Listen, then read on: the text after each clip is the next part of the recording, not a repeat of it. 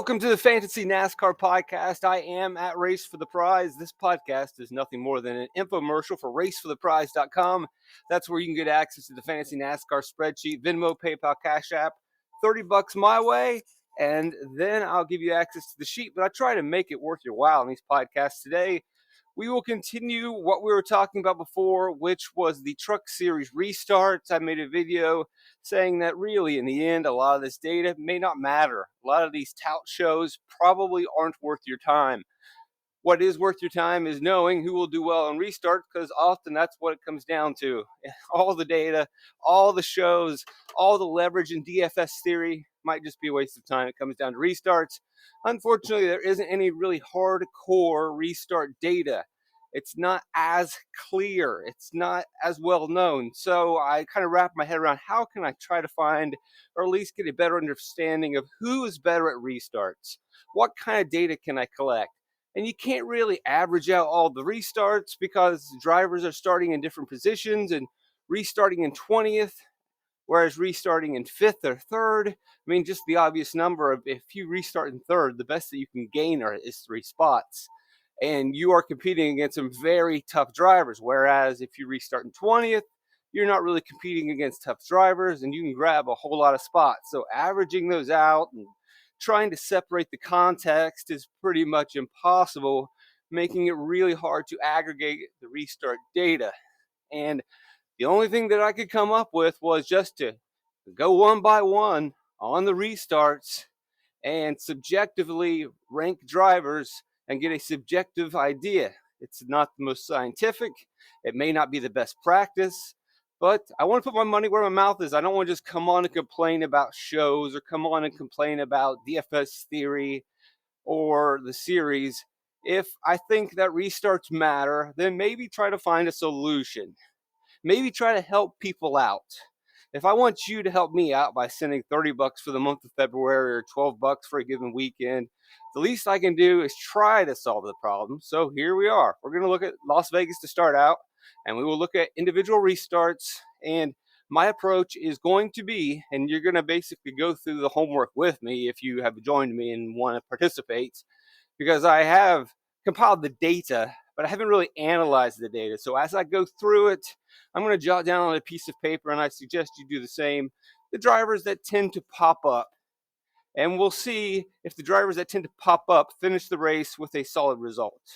And if that's the case, then we'll make a note of those guys, and we will highlight them as we make fantasy NASCAR picks throughout the season and say, at the very least, when we have a toss-up between drivers, we can say, well, this truck driver did pretty well on restarts at that intermediate track or at most intermediate tracks. Maybe it will be the statistical advantage that you need to win a GPP. So let's do the homework now. We're going to start Las Vegas. Then we'll proceed to Kansas, which is a similar 1.5 mile track and a more recent one.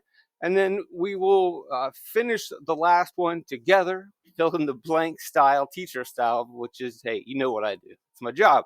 And at Homestead. So let's start with Las Vegas. And the way that we are going to conduct our research is only to look at the first 10 drivers on a restart. We can't really look at the entire field. It's just not equal. And restarts in the top 10, for the most part, are going to be the quality drivers. And as I said in the podcast yesterday, there are important restarts throughout the field. Last season at Kansas, the winning lineup was determined by a restart deep in the field. The 5 drivers that were 2 laps down, that final restart, 2 cars were going to be eligible for the optimal lineup. The driver that finished the best of those 5, which was Lawless Allen over Timmy Hill, ended up in the optimal lineup. It could have been easily Timmy Hill that outperformed Lawless Allen on that given day. So there are restarts throughout the field that matter, but we do not have the time to really dig that deep and to compare those drivers. It's much easier for us just to look at the top 10. Typically, the trucks are top tier. They're close to equal. Skill levels are pretty equal. Experience is not, and that might be something that we need to be cognizant of and pay attention to, theoretically, one would assume the drivers with more experience should produce better restart results in this given driving package. So we begin with Kyle Busch. Now you'll notice he doesn't really gain any spots. Now there's a little bit of a statistical error from the NASCAR feed. Ignore that. We're going to go 2 laps into a run, and he doesn't lose any spots. He doesn't gain anything, but it would have been impossible for him to gain anything. So on a scale of 1 to 5, 1 being a bad restart, really bad, 2 being a bad restart, 3 being neutral, 4 being good, 5 being great, I would give him a 4. You may even want to go as far as to give him a great, but it's definitely good or great to maintain the lead. Nick Sanchez maintains his position. Chase Purdy loses a spot. I'm going to go ahead and give him bad. If you want to fire up a neutral there, that's fine for me. But I want more. You're starting third.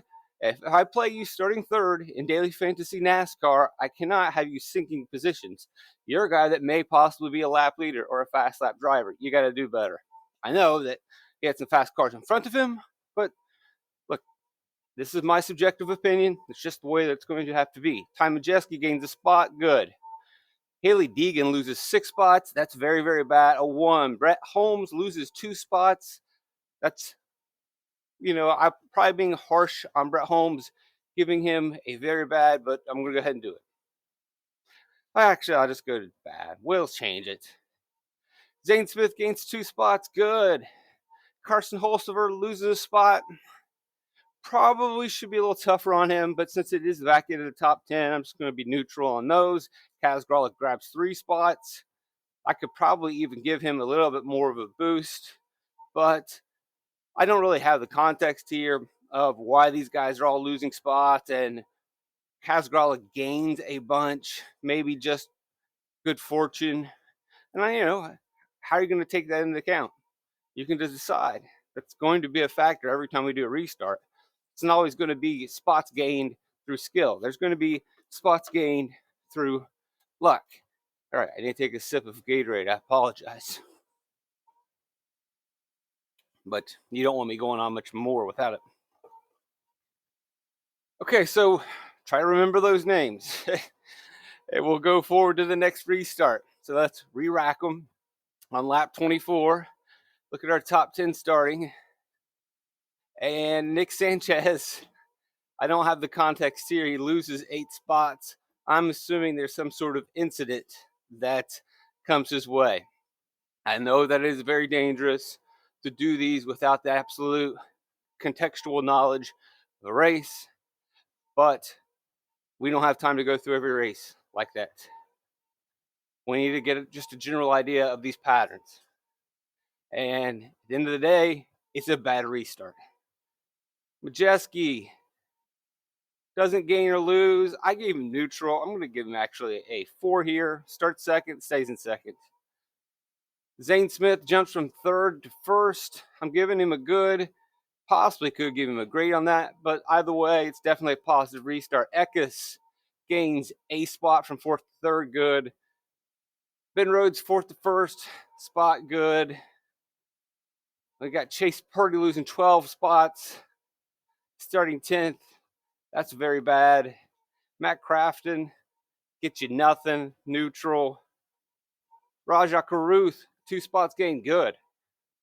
Corey Heim grabbing you -2, good.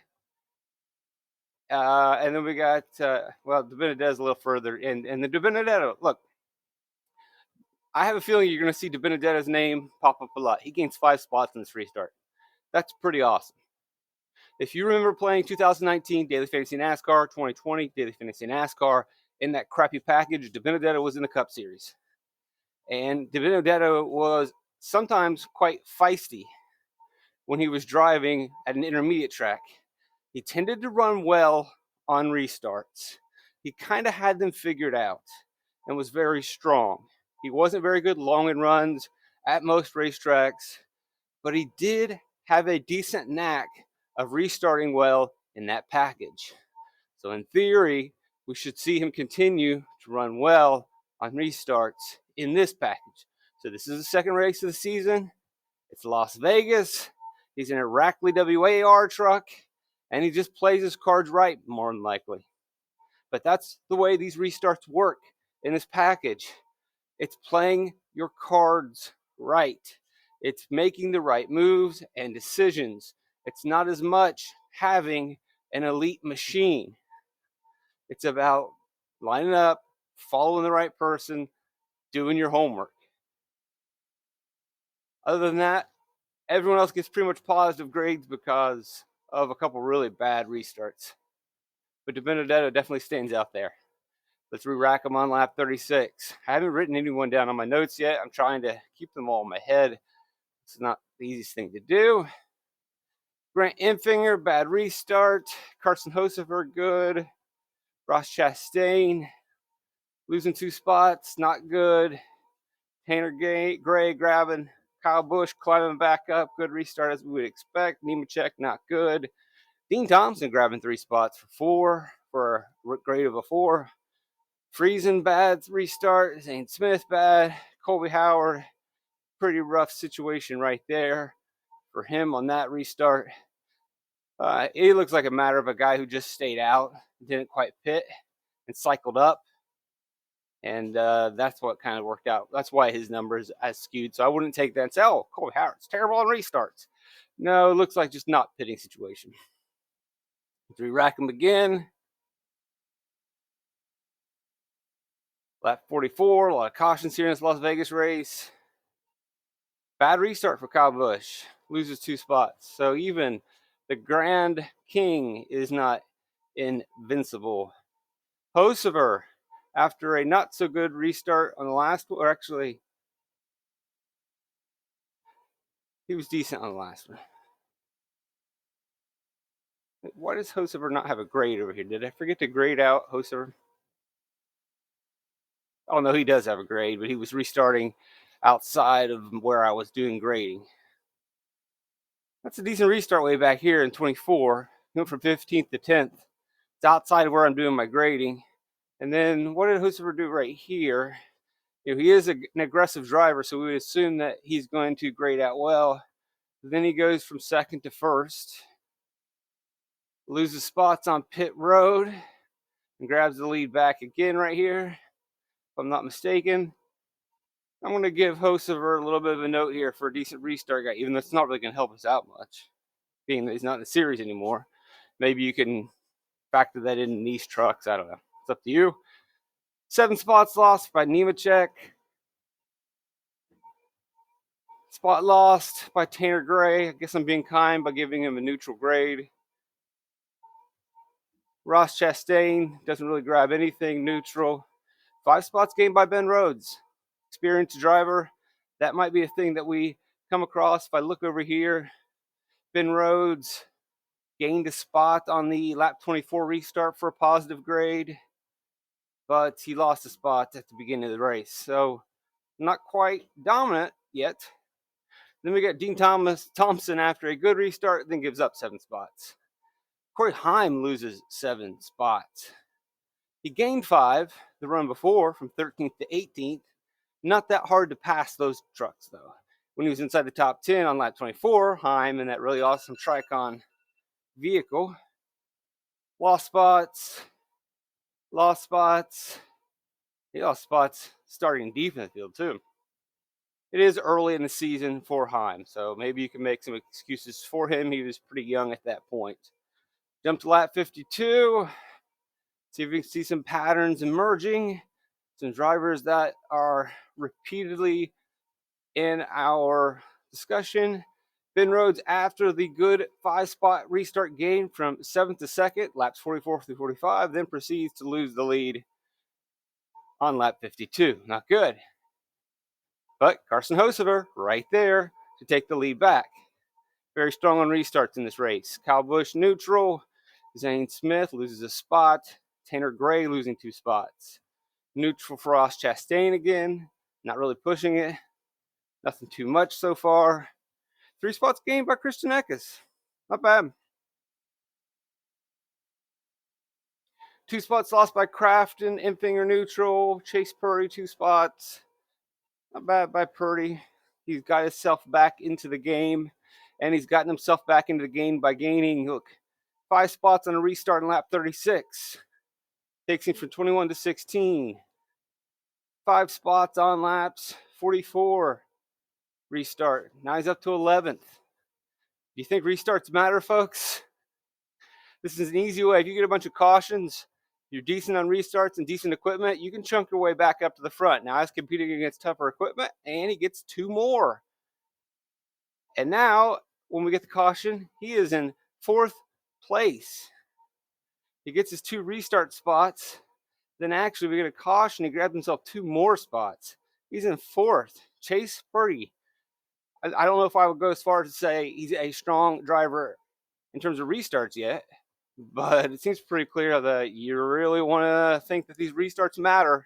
You'd really want to know this information if you're trying to build the best lineups and not necessarily just living on current form, living on track history stats, looking at the practice lap by lap and then making those picks, or then looking at those picks and then playing the DFS theory leverage game. And nowhere during that process whatsoever did you factor in restarts. And we know that this is a restart series.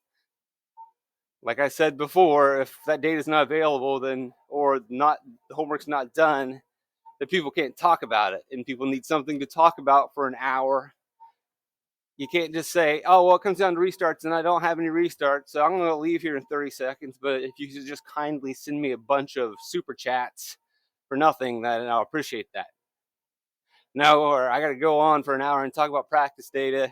I got to then talk about leveraging practice data, and please send me some super chats. Just the way that it works. I mean, I don't know what to tell you other than that. What we're seeing right here, it seems to be pretty clear that restarts are mattering. Look at the next one. See if we can get some names that are popping up. Did we do 52? Yeah, we just did. No. Let's do lap 52. Yeah, we did. That was Chase Purdy's lap. Now we're on lap 58. A lot of restarts in this Las Vegas race. You can get those. If it doesn't get clear during the restart, we just keep cautioning because the trucks don't separate. It's that 2019 car package. You bunch them up. They got to run 5 wide and draft and push on restarts. Once they fan out, it's fine, but are spread out, not fanning out. They're going to fan out in a restart, and they're going to wreck. But once they can get spread out and get clear, then we can go really green. But you can see in this race, they just can't get to that moment. Ben Rhodes loses a spot. Been hit or miss. Carson Hocevar once again grabbing that lead. So congratulations, Carson Hocevar. So far through the Daily Fantasy NASCAR podcast, you seem to be the first driver that we have identified as a good driver when it comes to restarts. That data's not going to help us out too much because you're not in the series anymore.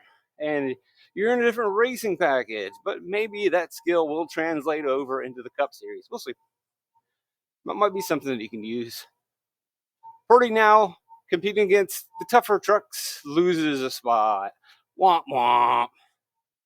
Grant Enfair loses a spot. Crafton loses a spot. And who's the guy that takes those spots from them?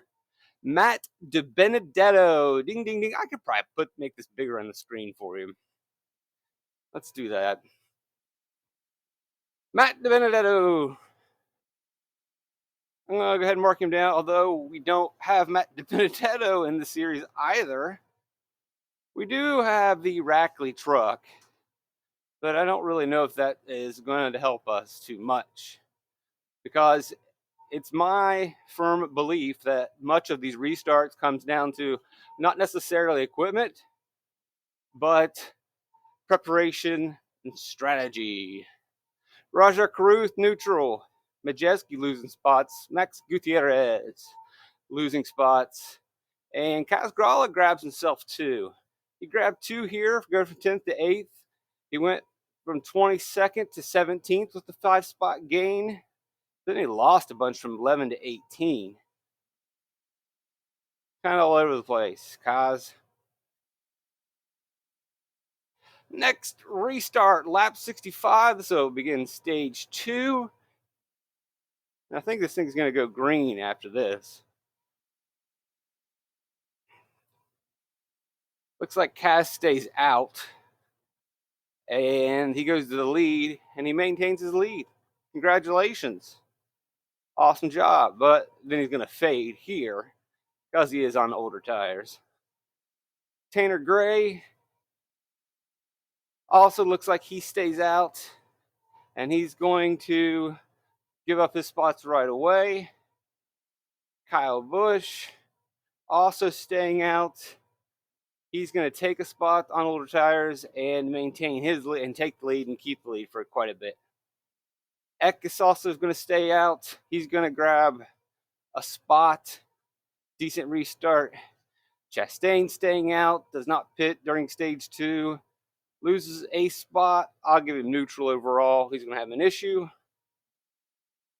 Corey Heim also with the crowd. He gains 2 spots this time. Good. Friesen loses a bunch. Bad. Jake Garcia loses quite a few. Bad. And neutral for Tyler Ankrum. Dean Thompson grabs 3. Pretty solid. He's going to fade, as we see over here, as these other cars emerge. And for the guys who did pit and lost all those positions, they're going to quickly come back, and they're going to get spots a lot easier, so it's not going to be graded out very well. Even though De Benedetto, that's kind of surprising there. Then again, like this, so De Benedetto starts 16th, is in 18th 2 laps later. A couple laps after that, he's in 13th. So this could be a scoring timing situation. Don't know. This could also be a situation of just back in the pack, but back with more cars. There's just more chaos, more crazy things going on, more ways to get stacked up, more thinking to do. When you're developing a strategy or plan on a restart, the fewer cars you have in front of you, the fewer cars you have to plan for, the fewer situations that you have to think about. If you got 18 trucks in front of you, that's more than 18 different possibilities and 18 different things that can happen. And that's just the trucks in front of you. There's trucks behind you pushing and coming on to you. So the closer you are to the front, the easier it is to develop an effective plan. When you get further in the back, there's not really much of a plan anymore. And let's go to the next restart. I don't think there is one. I think we run green to the end. What we can do now is let's go all the way. Let's look at finishing position and then see if we can quickly see some of these restarts and get an idea of if there was a correlation between positive restarts in the top 10 and finishing position. As I take a swig on the Gatorade.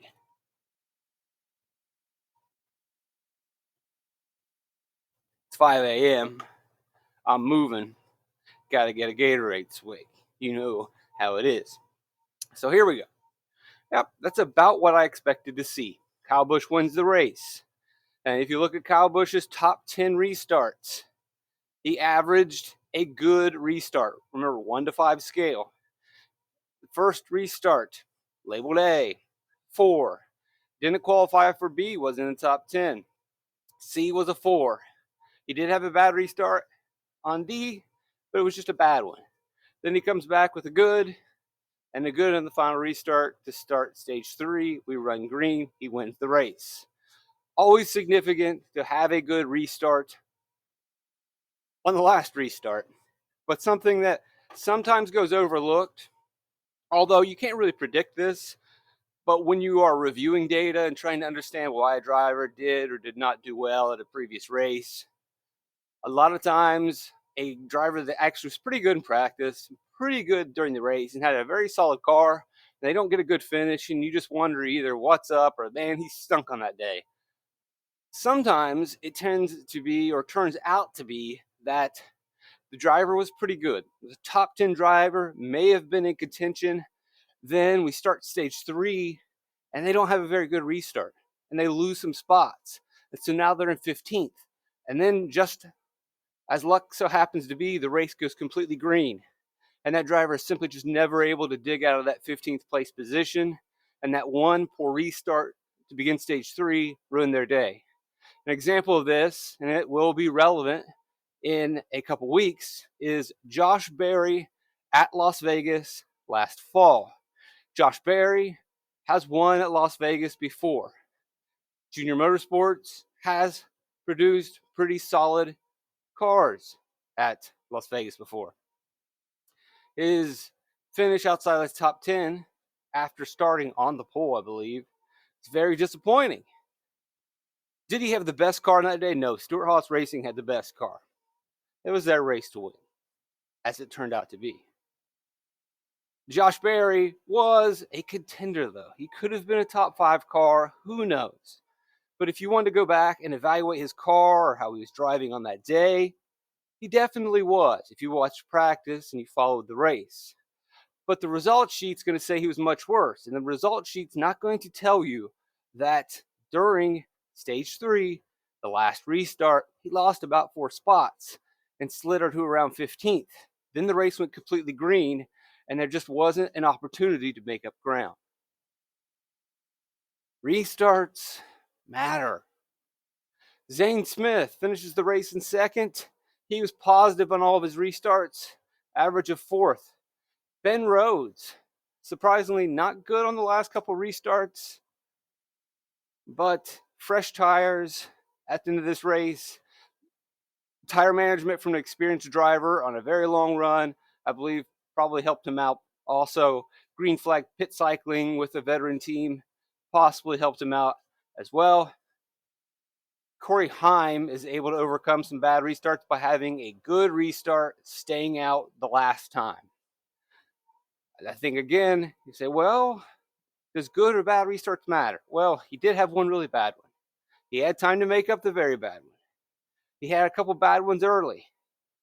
But when it came down to it, right before the long green flag run, he stayed out, had a good restart. That good restart definitely made all of the difference. If Heim does not have a good restart right there, he's not finishing in 4th. Look, here's another example. Christian Eckes stays out. He has a good restart on the final restart. Eckes really wasn't in the picture most of the time. He was there, but that definitely solidified his spot inside the top 10. Hocevar, good restarts all day. Let's look at that last restart for Hocevar, because we know that we did the pit cycling, so he had to restart a little deeper in the field, so he doesn't qualify. If that was a poor restart, then that would definitely explain why Hocevar, who had been good on restarts throughout the entire race, just didn't get it done. No, he had a good restart. I believe just what killed him was he just conceded way too many spots on pit road. Let me flip up here. So he ends up in 13th starting position after being number 1. And that's just a little bit deeper than everybody else, right? Like, he fell behind Ben Rhodes. He fell behind Zane Smith. These are guys that actually did come down pit road. All that being said, he still was able to climb back up to 8th place. So it's not like he was completely terrible. But so it wasn't really a bad restart for him. It was a slow pit stop that cost him spots against Christian Eckes, or against Ben Rhodes and the other guys. I think it's pretty clear that the data suggests restarts matter, and Kyle Busch is going to go down on my list. We may see him again. He's been known to run a restart here or there in the Truck Series. I'll put Zane Smith down as well. He was very positive on most of his restarts for Las Vegas. And anyone else, I'll definitely put, I got Hocevar already listed. The rest, say we don't have conclusive evidence that the rest of our top 10 are very, well, let's put Matt DiBenedetto down for sure. Ultimately, he doesn't get to finish. That long green flag run probably hurts him a little bit. Still finishes 12th, but pretty solid restarts from DiBenedetto. Anybody else down here? Look at this. Casgrala actually at the end of the day, pretty solid on his restarts overall. I'm not going to go as far as to put him down, but I should, right? They're top 10 restarts. He's not losing spots. Let's put Kaz down for Las Vegas.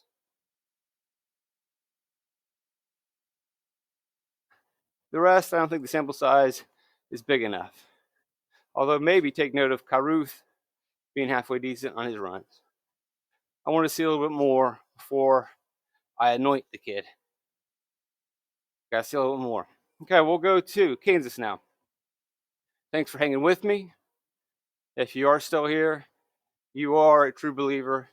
And then you already know about racefortheprize.com. Thursday, we'll get some shows out, live shows. Come join me. Have some fun. Talk some actual data. Talk some actual racing. Look at the things that actually matter. Here we go.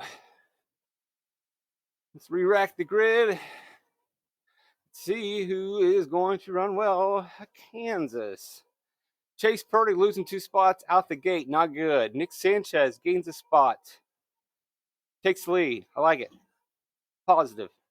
Majeski losing 4 spots. Very bad. Jack Wood losing 4 spots. Very bad. Garcia neutral. Rhodes gaining 4 spots. There's that experienced driver. Aggressive out of the gate. Gets up to second. Very good. That's a 5.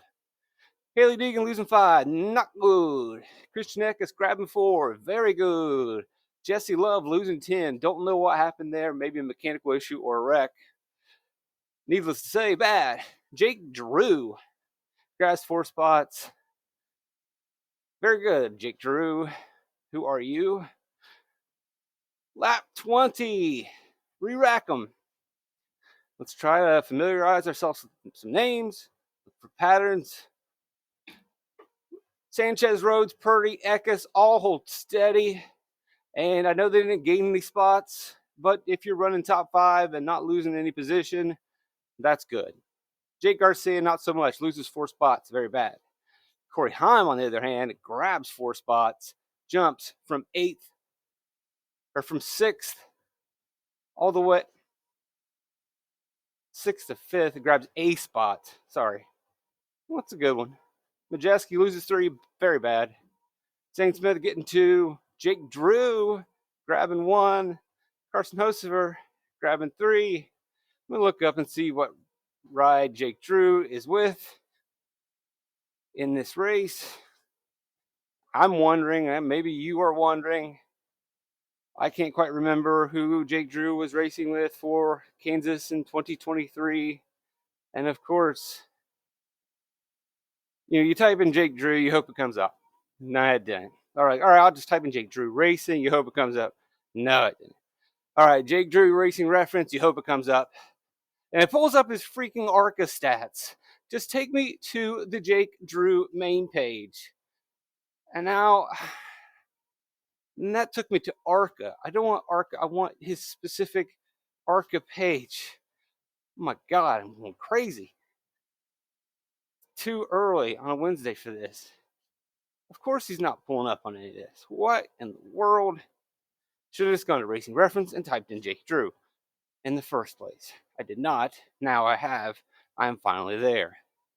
While you sit and patiently wait for me to look up this kid who's probably been in 1 race, and it really doesn't matter what truck he was in. 6 races last year, mind you. Put some respect on the name. Hattori.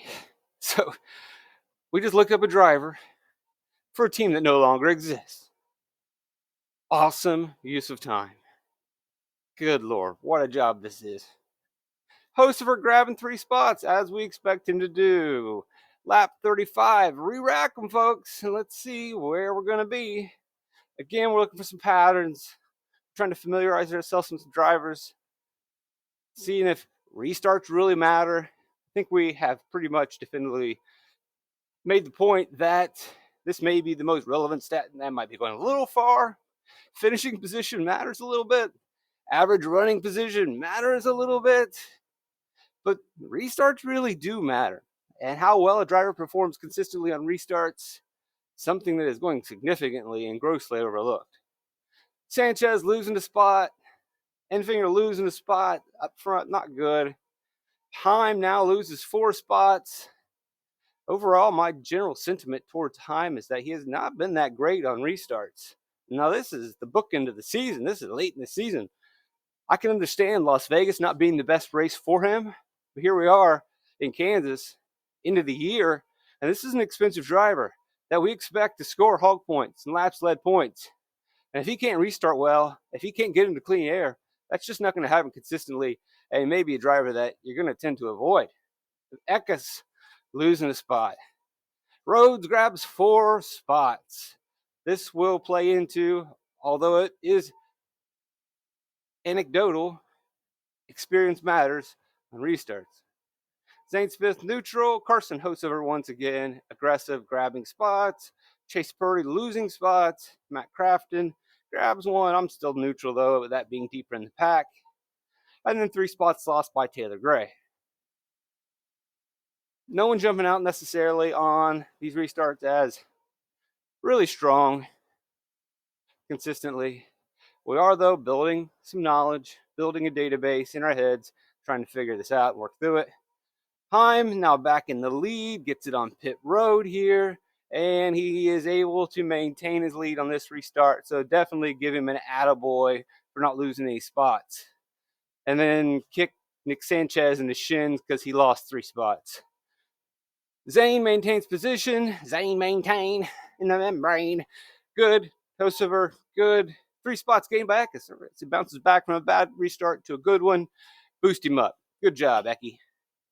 Gray losing, not good. Rhodes loses a spot here, but mainly because he runs into a power issue or an engine issue. Obviously, his car was dying, or his truck was dying. I'm not going to hold that against him. Infigure grabs 2. Utah, grab me 2. Tanner Gray loses 2. Stuart Friesen with a 3-spotter. That's very good. Let's go to the next restart. Big green flag run. Then we get these late race cautions at Kansas that flip the race on its head. Re-rack them, boys. Lap 126. Corey Heim, neutral, keeps the lead. That's what we like to see. That's what I want from an expensive driver. Maintain that lead. That's another thing. Maybe Corey Heim doesn't restart well in the pack. 2 back. But when on the pole, Corey Heim is in control. I'm Ryman Simon. Carson Hocevar loses a spot. Tough luck, tough break there. Zane Smith gets a spot. Good job. Sanchez loses 4. Can't have that. It's not an expensive top-tier equipment. Eckes gets him another little spot, getting himself into position to strike. Wasn't the biggest gain, but enough of a gain. Gray neutral. It's good. Probably should give him more of a positive spin. But by keeping himself in position, that's going to pay off in this next restart. Friesen gets you 2. DiBenedetto gets 1. Good, it's positive. Jesse Love loses a spot. Tanner Gray losing 3. Gets into an issue. He wrecks. Last restart. Madness. Let's get it on. Get in here to overtime. Re-rack them. And here it is. These guys all battle for the lead, and in battling for the lead, they slide back. Going 3 wide, 4 wide. Heim loses 3 spots. I thought he started good on the pole. Yeah, I think he does start well on the pole when it's the pole or when it's early in the race, not when it's, all right, checkers or wreckers, folks. Heim loses 3. Smith loses 3. Hocevar loses 3. Even Hocevar, very aggressive, strong driver on restarts. It doesn't work out for him. It does work out for Christian Eckes, who sneaks by and gets the win. 3 restarts matter. Positively worked himself into position and then had a really good one at the end. Friesen loses 2. Taylor Gray was pretty neutral throughout this race, but when it came down to it, 4 spots gained on the final restart. Nick Sanchez loses a spot. There's Matt DiBenedetto. Grabs you 5 spots on the final restart. Ends up finishing 3rd. Congratulations. Jesse Love, bad news bears. And Tyler Ankrum, just okay. Let's look at our final results. See if we can identify some drivers who restarted well and finished well at this race. So we've got Eckes wins the race. 4 of his 6 restarts were all positive. 3 of his restarts were big time. 2 of his last 3 were big time. 3 of his last 3 were all good. Dare we say that the stat that mattered maybe the most were restarts? Where do you think Christian Eckes made most of his gains on the racetrack? I'll stop for a second like it's really even a question, even though it's not really a question because we all know what the answer is. It's not the car that was fast on the 4th lap in practice. It wasn't that he had a strong 15-lap average. It wasn't his current form or his track history. The stat that you needed to hear about in the pre-race Truck Series show was that Christian Eckes, in a series where most of our gains are made on pit road and or restarts, is good at restarts. And that's just racing in general. It is very hard to make gains throughout a run, but it's not nearly as difficult to make those gains on a restart. And wouldn't you know, the driver in this race that was the best on restarts won the race. Taylor Gray was not, but he just had a great restart when other guys had bad restarts. So there's really not an asterisk there. I mean, that's just the way that it goes. If you can be okay, which he wasn't terrible, he's neutral on these restarts, had one bad one, but he fortunately timed up his really good one with 3 really bad ones, and you can make big time gains if it works out that way. To Benedetto, when he needed to have big restarts, he had those big restarts. Corey Heim was good throughout most of the day. Just choked it up at the end. Zane Smith was good throughout most of the day. Just choked it up at the end. Hocevar was pretty good, kind of slacked off. Now, an interesting point. It's not necessarily always about winning races in DFS. It's about scoring fantasy points. And so let's look. Corey Heim was good on restarts for most of the day. Zane Smith was good on restarts for most of the day. One would assume that that would help create positive fantasy points. We'll pull up Kansas and see what did Heim and Smith do. Heim scored the 2nd most fantasy points, 65. Zane Smith scored the 5th most fantasy points at 50. Neither of which ended up in the fantasy lineup because their costs were too much. But still, both had top 5 fantasy days. Both had overall good days on pit road. But then even adding to that restarts, so that obviously is clear that restarts matter. And then restarts matter even more in the fact that the reason that they slid out of the optimal lineup was because of a restart that boosted Eckes and pulled their points down a little bit. And there's not a huge salary difference between these guys, Heim and Eckes. Point per dollar wise, they're all very close, but they get squeezed out just barely because of that final restart. Unbelievable. Unbelievable. But it is believable. I did have a pretty strong suspicion. And I don't even really think I need to go into Homestead. I'm going to eventually go through and plug in the Homestead restart data. And I'll probably just make that a podcast to itself because this one's already went pretty long. I think I've got Homestead set up. Yeah, I've got it set up to go ahead and do it and grade out. And I'll probably just grade one out with you next time. But that'll do it for today. Hopefully you found this pretty informative, pretty transparent and honest, putting my money where my mouth is and saying, all right, if I'm going to be as presumptuous to say that a lot of the knowledge out there in the DFS world is probably not nearly as relevant or helpful, and what really matters is restarts, well, you can't just go out and say that. You got to go out and prove it.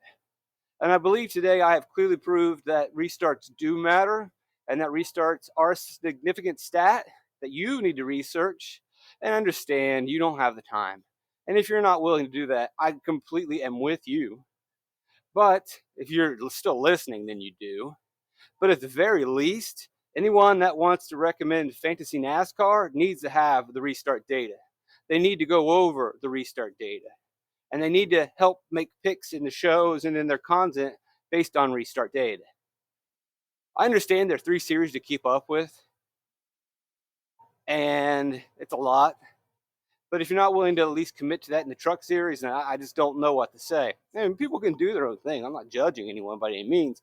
But you have a decision to make on what kind of content and advice you want to follow. I think I have demonstrated that I'm putting in the work and trying to do my best to help you out. And you can always go to racefortheprize.com and just tip me straight up, or you can give me $30 and get access for the month, or $12 for February. Either way, hopefully you find it helpful. Trying to do my best. Blessed to have you guys around. Love you guys. Have a wonderful day. Tripped lights. Fantastic.